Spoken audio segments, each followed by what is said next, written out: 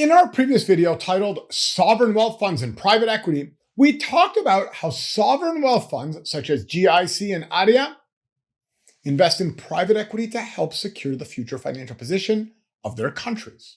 In our previous video titled Canadian Pension Model, Private Equity Investing, we talked about how pensions such as CPP Investments and Ontario Teachers Pension Plan invest in private equity to help secure the pension benefits of their retirees. Well, in this video, we are focusing on family offices. And why do family offices invest in private equity? Well, to preserve their family's wealth for generations to come.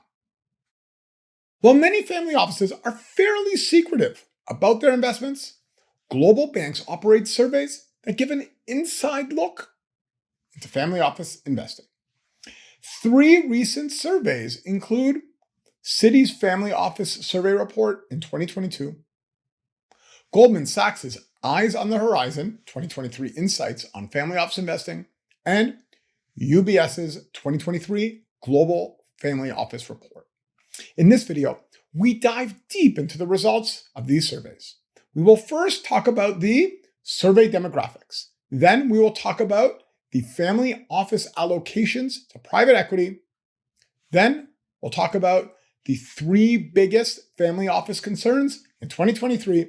And we'll end the video with a final thought.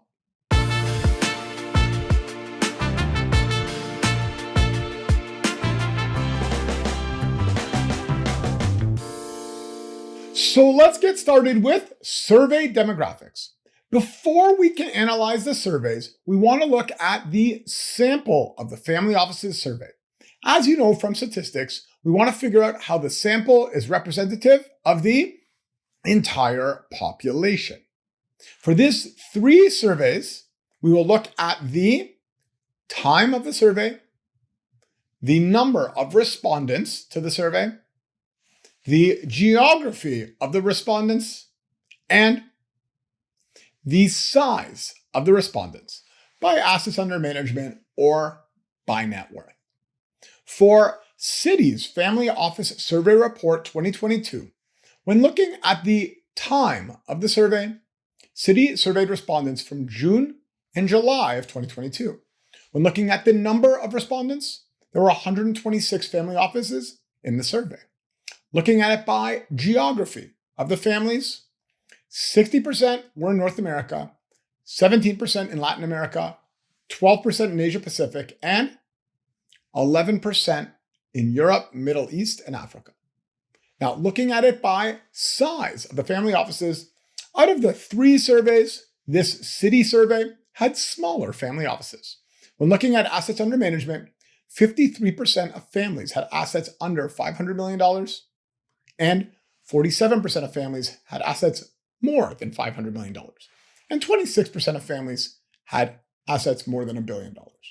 For the Goldman Sachs Eyes on the Horizon, its 2023 Insights on Family Office Investing, when looking at the time of the survey, Goldman surveyed respondents from January and February 2023. When looking at the number of respondents, there were 166 family offices in the survey. Looking at it by geography of the families, there is a little more global representation than the Citi survey, since we have 57% from the Americas, 21% in Europe, Middle East, and Africa, and 22% in Asia Pacific. Now, looking at it by size of the family offices compared to the Citi survey, the Goldman survey had larger family offices, but keep in mind that Citi reports assets under management and Goldman reports net worth, and we don't have the details of how this was calculated. When looking at family office net worth in the Goldman survey, only 7% of families had net worth under $500 million, 20% of families had net worth between $500 million and $1 billion, and 72% of families had a net worth more than $1 billion. For UBS's 2023 Global Family Office Report, when looking at the time of the survey, UBS surveyed respondents from January to March of 2023. When looking at the number of respondents, there were 230 family offices in the survey. Looking at it by geography of the families, since it was UBS doing the survey, it is more European-centric and only has a small representation from the US as well. We have quite a lot of Swiss-based families as well. We have 29% in Europe, not including Switzerland, 20% in Asia Pacific, 17% in Switzerland. I told you that was a lot of Swiss representation, 14% in the US, 13% in Latin America, and 7% in the Middle East and Africa. Now, looking at it by size of the family offices, well, unfortunately, UBS doesn't give us a distribution. So all we know is that the average family office total worth, which are the words used to describe size in the family office survey by UBS, is $2.2 billion. Now, let's use these surveys to look at family office allocations to private equity. Okay, so let's put the surveys side by side to see the allocations. According to the Citi survey, family offices allocate 15% of their portfolios in private equity. According to the Goldman survey, family offices allocate 26% of their portfolios in private equity. And according to the UBS survey, family offices allocate 19% of their portfolios in private equity. The Goldman survey and the UBS survey went into a bit more detail on private equity. In the Goldman survey, looking at the 26% allocation to private equity, we can divide that into buyout, growth, and venture capital. According to the survey, family offices allocate 11% to buyouts, 8% to growth, and 7% to venture. In the UBS survey, looking at the 19% allocation to private equity, we can divide that into investing in funds and fund of funds, as well as investing directly in direct investments. According to the survey, family offices allocate 10% to private equity funds or fund of funds, and 9% to direct investments. So let's analyze these results. Comparing Citi to the others, it looks like smaller family offices invest less in private equity, which makes sense because of the illiquidity of private equity.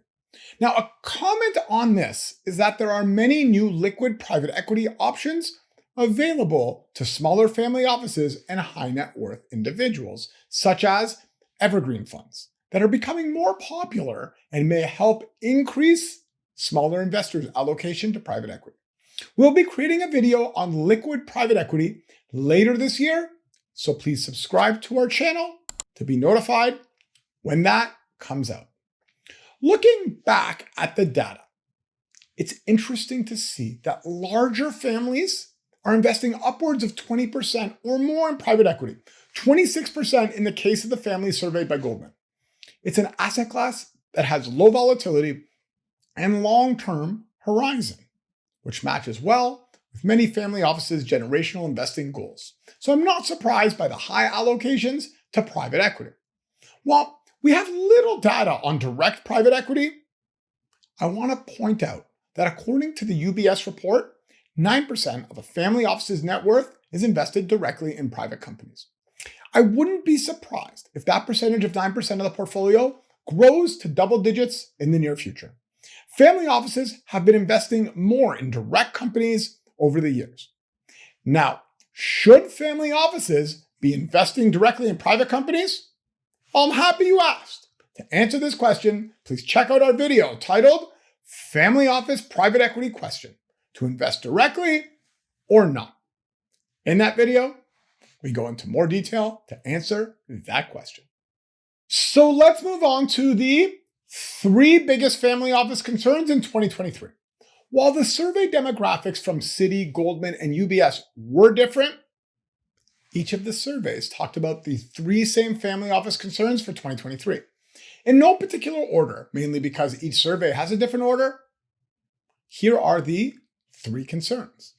Number 1, geopolitical uncertainty. Families are worried about the war in Ukraine, US-China relations, and the overall global tensions that are present in today's world. Families used to think that global diversification was the safest strategy to preserve their wealth. But with the geopolitical uncertainty out there, families are starting to rethink this. Number 2, fear of a recession. With rising interest rates around the world, family offices are worried about an upcoming recession, and they have started to look at defensive industries to prepare their portfolios for what might happen. And number 3, inflation.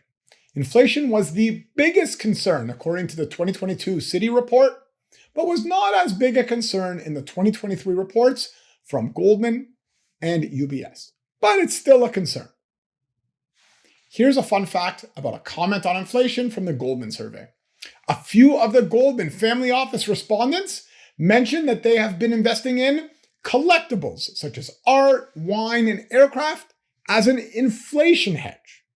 The report does point out that the main reason families invest in collectibles is out of passion, but I thought I'd mention that comment on the inflation hedge.